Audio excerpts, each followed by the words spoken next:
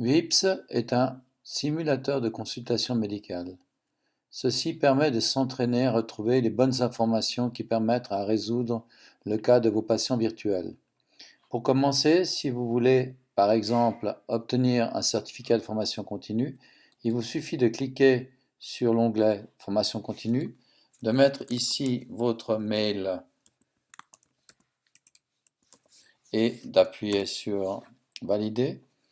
Un mail vous est envoyé, ce qui vous permet d'avoir les informations de connexion. Ces informations de connexion, vous allez les mettre dans ce questionnaire, ce qui vous permet de vous connecter. Et vous avez ici, c'est un exemple, 2 cas de patients virtuels. Vous voyez ici la photo du patient, la raison pour laquelle il consulte, son âge. Vous pouvez commencer à la consultation. Donc vous avez ici, en fait, plusieurs onglets qui vous permettent de poser des questions d'anamnèse, de faire un examen physique, de demander des investigations et de décider un traitement. Vous écrivez votre question en texte clair et vous choisissez la question qui vous intéresse. Voilà. Le programme comprend un certain nombre de choses et trouve les questions qui sont les réponses à ces questions-là. Vous pouvez l'examiner. Donc, par exemple, vous allez vous demander si ce patient qui a mal à la tête a un méningisme. Alors, vous allez mobiliser la colonne cervicale. Vous pouvez aussi éventuellement regarder, faire un examen clinique en utilisant des images. Ici, par exemple, une auscultation cardiaque. Et autrement, faire la même chose en texte libre. Voilà. Vous pouvez demander des investigations, par exemple, voilà, une formule sanguine ou par exemple une radiographie, un IRM de ce patient. Vous avez besoin de savoir ce qui se passe dans son cerveau.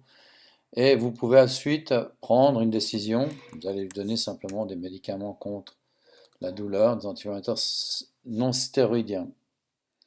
Fin de la consultation, l'ordinateur vous donne des résultats des examens que vous n'aurez pas pu obtenir pendant le temps de votre consultation, donc l'IRM était normal. Il vous demande une hypothèse diagnostique,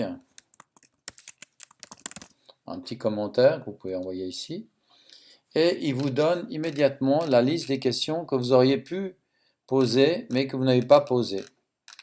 Cette liste est assez importante dans ce cas, mais vous pouvez simplifier la chose en regardant l'évaluation globale, par exemple. Le diagnostic de ce patient est un glaucome.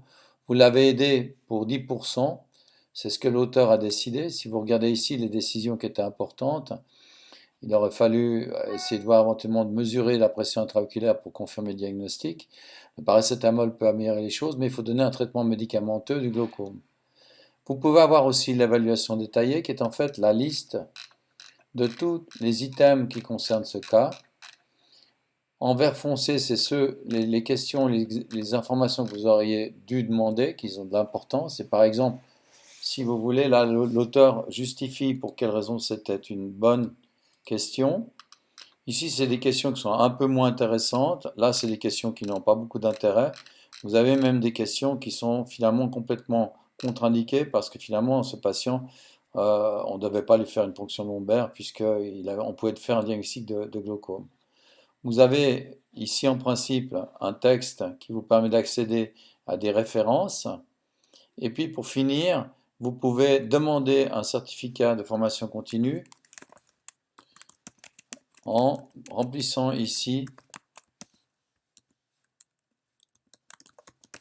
un formulaire qui vous permet de savoir que vous pourrez obtenir ainsi un certificat de formation continue. Le programme a été accepté par la Société suisse de médecine interne générale pour 8 crédits de formation essentielle.